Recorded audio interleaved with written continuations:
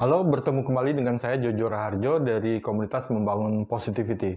Kali ini kita membahas dopamin yang bisa menjaga atau merusak fungsi otak. Baru-baru ini berbagai media ramai melaporkan tentang pasangan suami istri yang amat dikenal masyarakat luas di Indonesia telah dibebaskan dari hukuman 1 tahun penjara setelah menjalani rehabilitasi. Dari sudut pandang sains, keputusan ini adalah keputusan yang bijak karena ketergantungan pada psikoterapika adalah sebuah disorder atau brain disease model of addiction atau BDMA. Bagaimanapun awal mula ketergantungan ini terjadi, namun mereka yang mengalami ketergantungan ini memang membutuhkan pertolongan para ahli untuk bisa keluar dari ketergantungan. Semoga ini menjadi langkah baru dalam menangani berbagai kasus ketergantungan di Indonesia. Tanpa pemahaman sains, maka sulit untuk mengatasi persoalan ketergantungan pada psikotropika atau ketergantungan pada bahan-bahan lain, bahkan ketergantungan pada berbagai kegiatan seperti pornografi, judi, game online, medsos, dan lain-lain. Jika mau ngomongin persoalan ketergantungan, maka kita akan ngomongin neurotransmitter atau yang lebih sering disebut brain hormones, terutama dopamin. Coba deh Anda search di YouTube dengan menggunakan kata dopamin. Jika Anda sering menggunakan YouTube di Indonesia atau Anda orang Indonesia, maka akan muncul berbagai video dalam bahasa Indonesia tentang dopamin. Bahasannya antara lain mengenal dopamin, puasa dopamin, detox dopamin, atau program ulang otak dengan dopamin, dan lain-lain.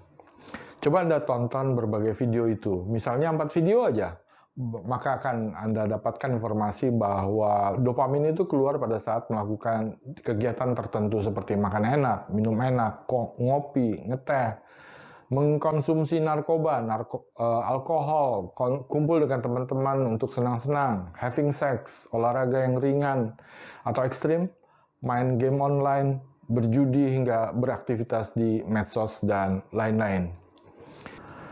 Namun ada yang jarang dijelaskan dalam berbagai video itu, misalnya meditasi juga memicu keluarnya dopamin. Mindfulness practice juga memicu keluarnya dopamin. Menulis jurnal positif atau menulis hanya hal-hal positif juga memicu keluarnya dopamin. Dan lain-lain. Masih ada lagi yang tidak dibahas di berbagai video itu. Apa? Yuk kita bahas. Pertama, jarang yang membahas tentang apa pengaruh positif dopamin di otak. Secara umum, dopamin itu memperbaiki fungsi otak atau memaksimalkan fungsi otak jika dopamin terpicu keluar secara normal, bukan secara tidak normal ya. Dopamin memperbaiki fungsi otak itu artinya fungsi prefrontal cortex atau PFC menjadi lebih maksimal. Kita tahu PFC memiliki executive function, yaitu di mana proses berpikir rasional atau matang diproses di sini. Boleh dibilang juga kewarasan ada di PFC ini. PFC yang berfungsi dengan bagus menjamin kecerdasan yang juga bagus. Lalu kita juga tahu tingkat dopamin yang normal juga untuk memelihara amigdala agar tidak terlalu aktif sehingga tidak membajak seluruh fungsi otak, terutama PFC dan juga hipokampus. Kita tahu hipokampus adalah bagian otak yang memproses memori dan bekerja sama dengan PFC. Kekurangan dopamin bahkan disebut menyebabkan mental illness. Saya nggak usah bahas bagaimana mental illness itu, karena akan panjang sekali. Saya akan bahas di video berikutnya aja. Dopamin sering disebut sebagai, ada 3 ya. 1, motivation hormone. 2, reward hormone. 3, pleasure hormone. 1, motivation hormone. Itu disebut karena dopamin yang mendorong kita untuk mencapai goal yang Anda tentukan sebelumnya. Tanpa dopamin, Anda tidak akan mengejar susu ibu saat Anda baru saja lahir. Tanpa dopamin, Anda juga tidak berusaha untuk memetik buah yang enak di atas pohon. Tanpa dopamin, Anda juga tidak berusaha mencari pasangan hidup atau pasangan seksual. Tanpa dopamin, Anda tidak berusaha untuk mengejar cita-cita atau berbagai goals dalam hidup. Dopamin adalah dorongan yang disediakan otak agar Anda mampu bertahan hidup, bahkan memperbaiki kualitas hidup Anda.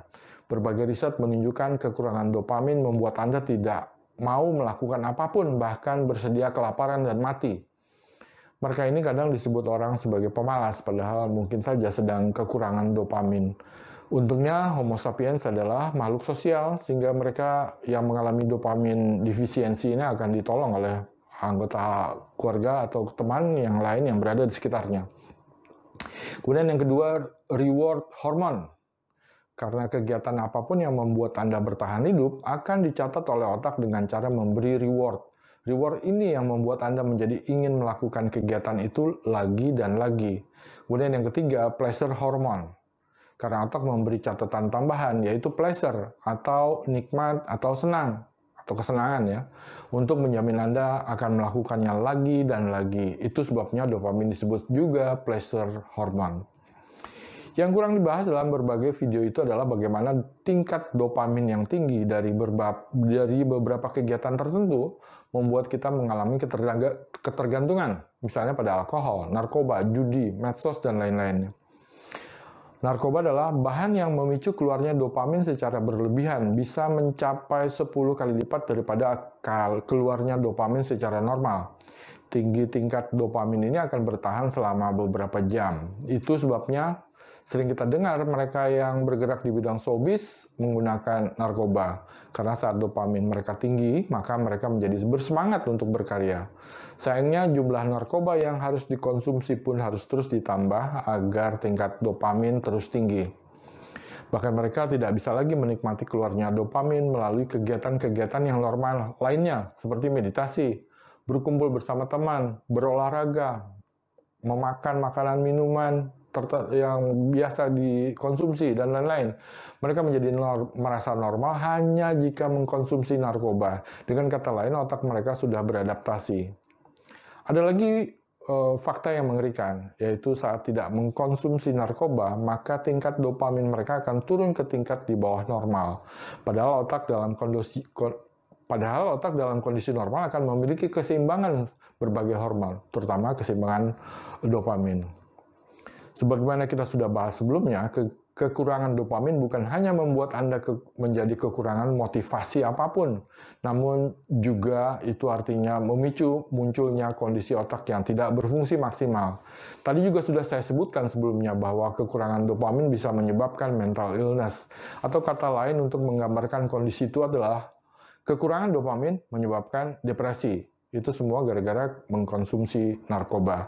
Tapi inti semua itu adalah otak menjadi tidak berfungsi maksimal. Tentu itu buruk, bukan? Sekarang pertanyaan pentingnya adalah apakah cuma narkoba yang menyebabkan rusaknya fungsi otak?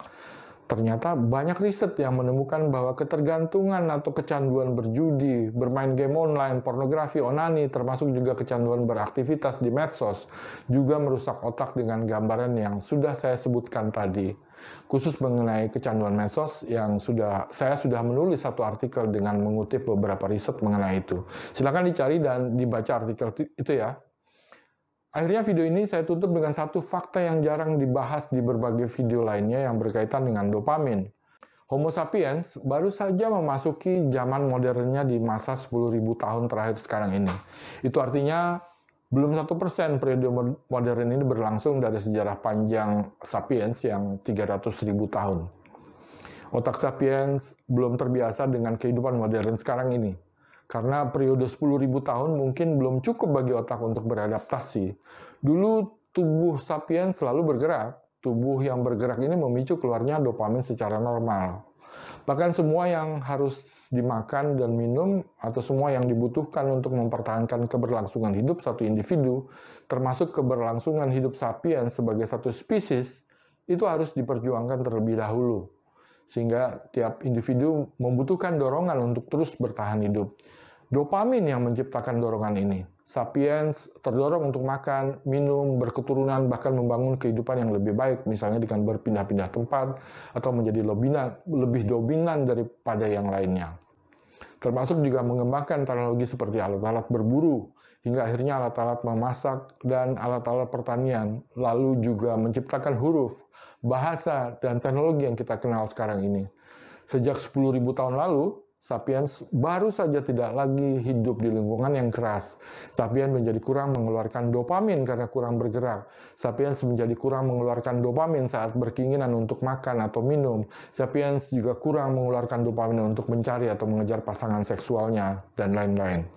Di masa 10.000 tahun terakhir ini, sapiens dengan mudah menikmati makanan dan minumannya, sehingga sapiens sekarang membutuhkan makanan dan minuman yang lebih memicu keluarnya dopamin, seperti makanan dan minuman yang mengandung gula, garam, atau lemak. Sapiens menjadi kecanduan makanan dan minuman yang mengandung 3 bahan ini. Ada satu buku bestseller berjudul Sugar, Salt, Fat yang ditulis oleh Michael Moss, seorang jurnalis papan atas New York Times. Buku yang mendapat hadiah Pulitzer ini mengungkap bagaimana industri makanan dan minuman di dunia melakukan riset mendalam dengan menggunakan neuroscience untuk menemukan cara agar konsumen menjadi kecanduan pada produk makanan atau minuman yang mereka ciptakan.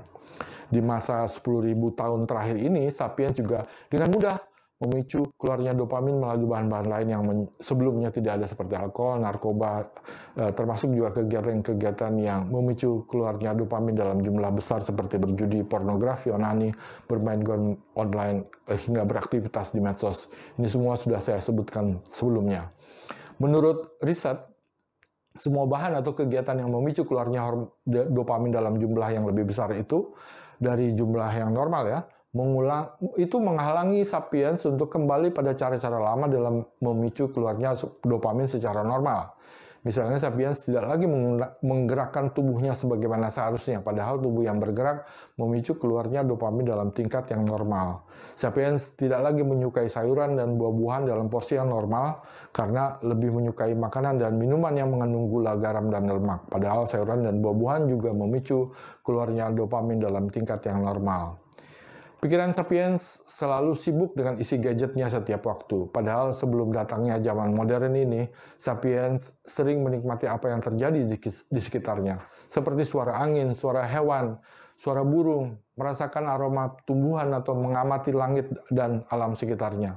Padahal mindfulness, yaitu pikiran yang tidak sibuk pada berbagai hal, namun hanya pada satu hal saja, itu juga memicu keluarnya dopamin dalam tingkat yang normal.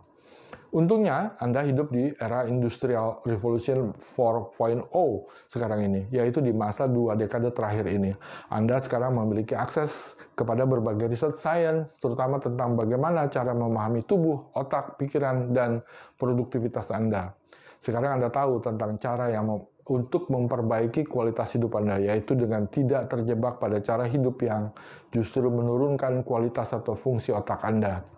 Anda semua pasti pernah membaca bahwa angka kecemasan, depresi, dan bunuh diri itu tinggi di negeri-negeri modern, atau negeri maju, atau negeri yang sejahtera, atau negeri-negeri dengan GDP yang tinggi. Banyak orang mengira itu disebabkan karena banyaknya survei atau riset di negeri-negeri maju itu. Sementara di negeri-negeri miskin, tidak ada riset mengenai itu, sehingga tidak muncul angka kecemasan, depresi, atau angka bunuh diri. Namun, kehidupan yang serba gampang itu ternyata justru menyebabkan turunnya kesehatan mental di negeri-negeri itu.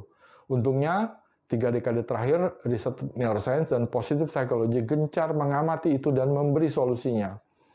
Mau tahu lebih banyak soal yang berkaitan dengan memaksimalkan fungsi otak dan kaitannya dengan berbagai aspek kehidupan? Silakan kunjungi beberapa akun medsos saya yang saya bangun sejak tahun 2015 lalu. Jangan lupa klik tombol like, dan kalau Anda mau mendapatkan konten berikutnya, klik juga tombol subscribe ya. Semoga konten yang saya buat berdasar pada berbagai riset sains terakhir ini bukan asal cuap atau bukan asal bikin konten. Salam!